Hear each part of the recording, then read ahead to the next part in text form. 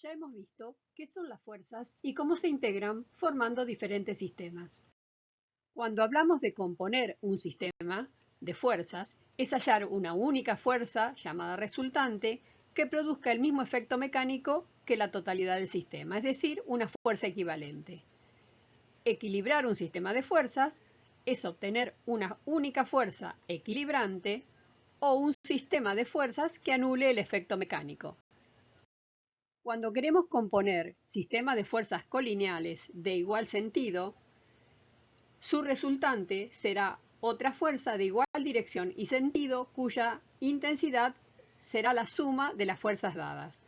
Si estas fuerzas son de diferente sentido, la resultante será igual a la diferencia de las intensidades de las fuerzas con igual dirección y el sentido de la mayor. Cuando queremos componer dos fuerzas concurrentes, aplicamos el principio del paralelogramo, que dice que la resultante de este sistema de fuerzas concurrentes será la diagonal del paralelogramo que tiene por lados a las fuerzas dadas. Tomemos ahora un sistema de tres fuerzas concurrentes, y esto se aplica a cualquier cantidad de fuerzas que concurran en un punto.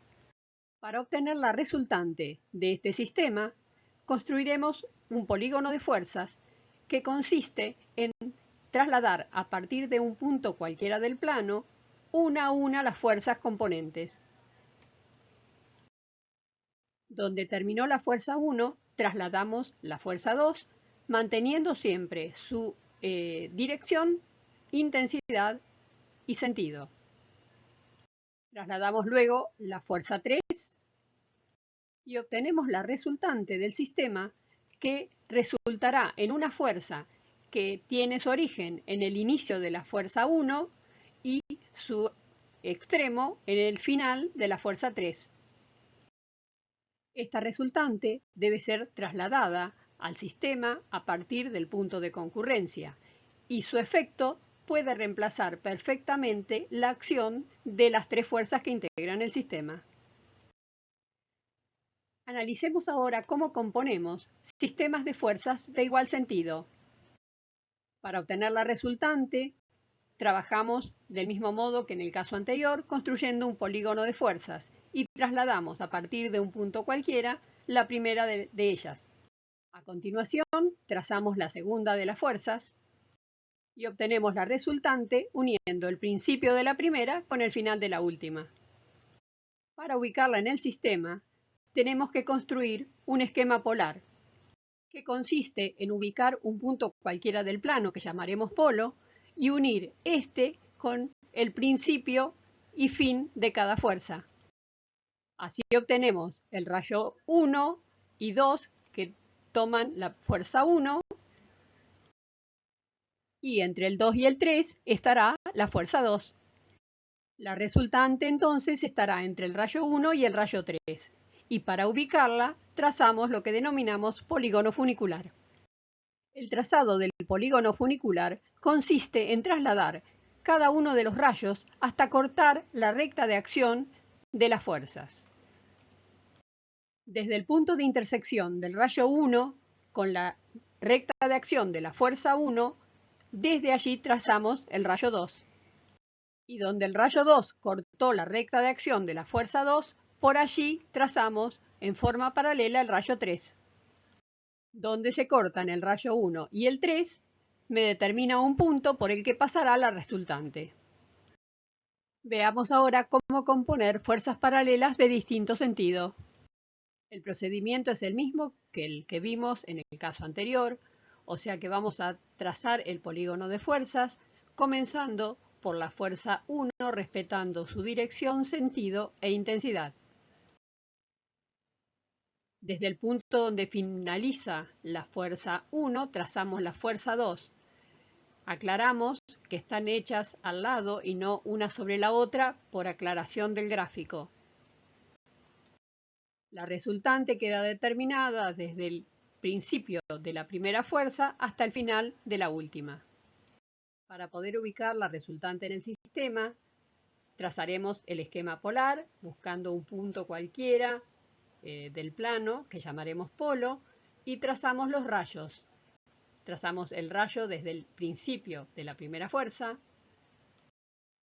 El rayo número 2 irá desde el final de la primera fuerza hasta el polo. Trazamos luego el rayo número 3 desde el final de la segunda fuerza y vemos que la resultante queda entre el rayo 1 y el 3, el principio de la primera fuerza y el final de la última.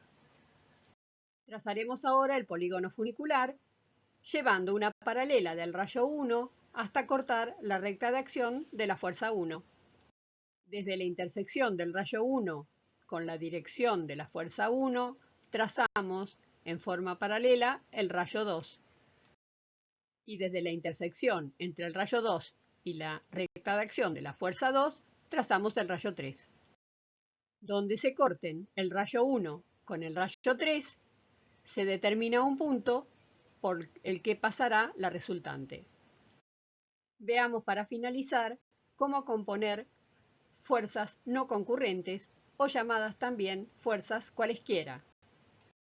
El método es el mismo que ya hemos visto, trazamos el polígono de fuerzas, llevando la primera fuerza a partir de un punto cualquiera del plano.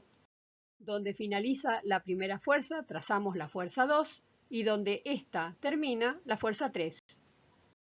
A continuación de la fuerza 3, trazamos la fuerza 4. La resultante irá desde el principio de la primera fuerza hasta el final de la última. Para ubicar esta resultante en el sistema, necesitamos trazar el esquema polar, para lo cual ubicamos el polo y trazamos el primer rayo entre el origen de la primera fuerza y este. Trazamos luego los rayos 2 y 3, luego el 4 y el 5. Observen que el rayo 5 queda intercalado entre los otros, no importa que no se mantenga un orden correlativo. Luego trazamos el polígono funicular, llevando en forma paralela el rayo 1 hasta cortar la fuerza 1. Luego, como ya hemos visto, los rayos 2 y 3. Y finalmente el rayo 4 y el rayo 5. Donde se cortan el rayo 1 con el 5, o sea, el primero y último rayo del esquema polar, queda determinado un punto donde va a estar ubicada la resultante. Como aclaración, la resultante debe ser trazada con la misma dirección y sentido que tiene en el sistema.